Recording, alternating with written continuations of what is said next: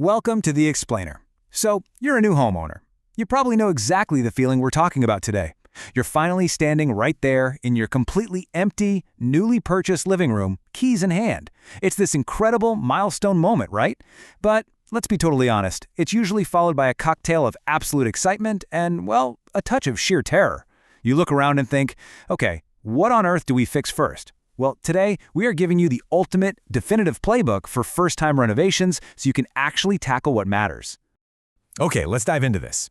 Did you know that according to a recent Bankrate survey, nearly 2/3 of millennial homeowners actually have regrets about their purchase? 2/3. And the biggest culprit behind that buyer's remorse? Underestimating maintenance and repair costs. I mean, it is incredibly common to buy a house and instantly start daydreaming about gorgeous new countertops, only to get completely blindsided by a failing water heater on week 2. Having a clear, rational playbook isn't just a good idea here. It is absolutely non-negotiable if you want to protect your investment and, honestly, your sanity. First up, the renovation reality check. Look, we really need to step away from those dangerous, reveal-driven renovations that reality TV has been pushing for the last decade. Because those shows, they lead directly into 3 massive traps. First up, the glamour trap. This is when you focus entirely on getting that highly photogenic kitchen island while completely ignoring the 20-year-old furnace rattling away down in the basement. Next, we have the budget mirage.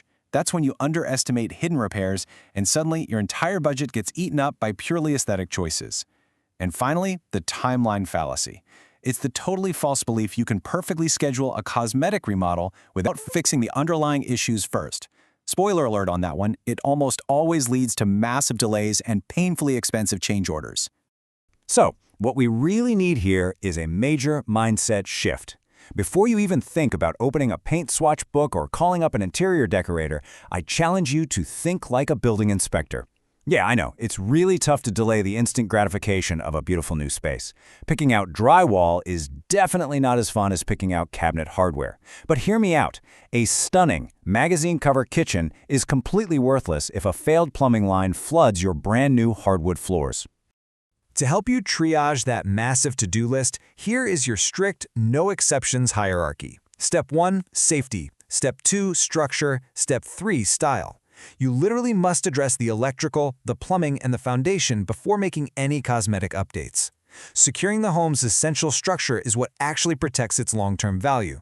It stops those minor, annoying little quirks from mutating into catastrophic, budget-destroying failures down the road. Let's look at the real cost of repairs. To really understand why that safety structure style hierarchy is so crucial, we have to look at the financial landscape. Grounding our plans in reality starts with cold, hard data. According to the 2026 Cost versus Value report, exterior replacement projects and foundational upgrades actually continue to offer the absolute highest return on investment. These are the crucial projects that quite literally put a shield around everything else inside your home. Now, what's really interesting about this slide is the dramatic contrast in costs. Take a look at the essential system replacements. Upgrading a 200-amp electrical panel, that averages between $2,500 to $5,000.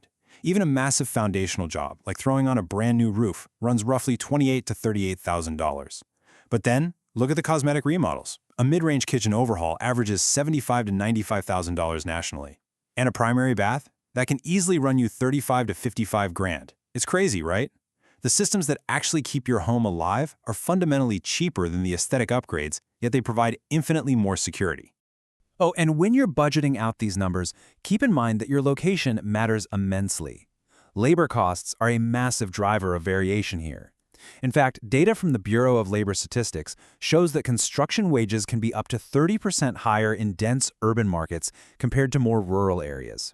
So your local economy, combined with strict building codes and permit requirements, which, by the way, might just be the most expensive pieces of paper you'll ever buy, will directly dictate exactly how far your dollar stretches. Moving on to 3 questions you need to ask first. Let me introduce you to what I like to call your magic weapon for budgeting and planning. It's a designer's 3-question filtering framework, and you need to run every single potential project through this filter.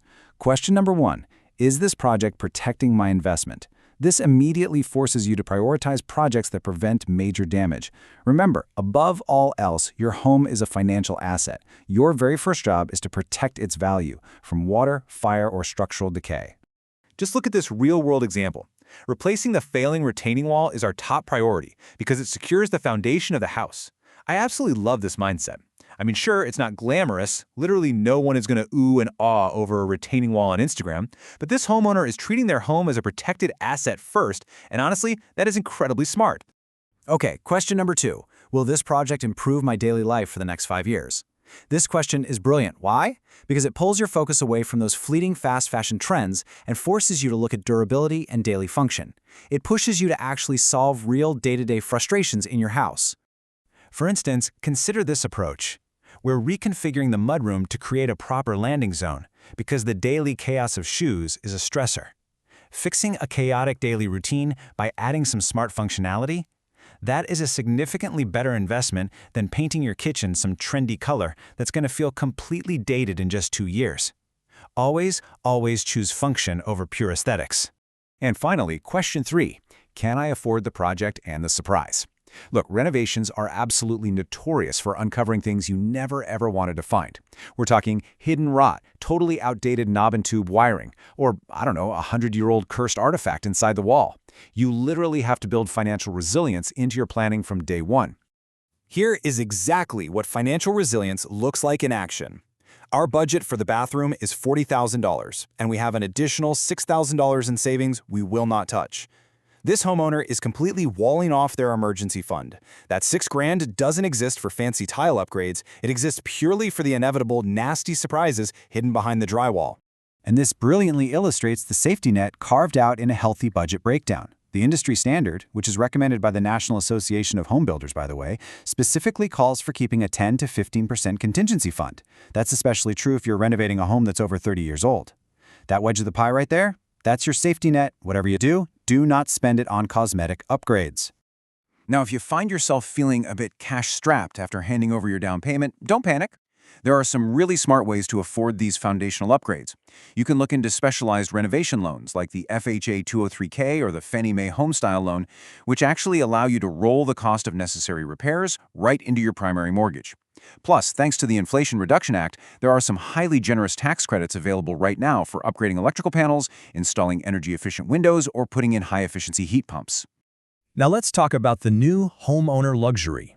Let's move to and see how this builds on what we were just talking about, because the market is completely shifting our understanding of what a high-end renovation actually means right now.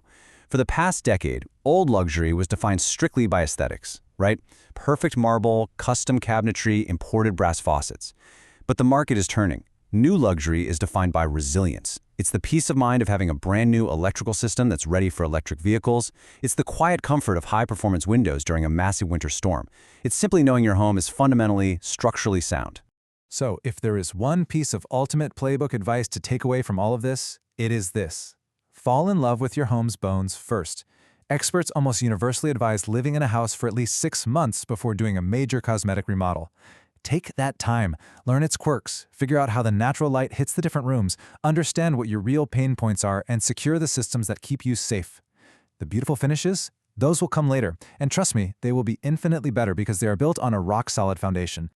Which brings us to our final thought. As you stand in that empty living room, writing up your master to-do list, I want you to ask yourself a serious question. Have you fallen in love with your home's finishes or its foundation? Because securing the foundation is quite literally the only way to guarantee you'll get to enjoy those finishes for decades to come. Thanks for joining me on this explainer, and hey, happy renovating!